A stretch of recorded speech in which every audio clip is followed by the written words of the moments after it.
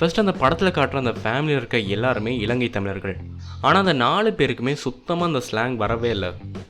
அது அந்த படத்தில் பார்க்கும்போது நல்லா ஓப்பனாகவே தெரிஞ்சு அந்த 4 பேருமே அந்த ஸ்லாங்கில் பேசுகிறதுக்கு ரொம்ப கஷ்டப்படுறாங்கன்னு.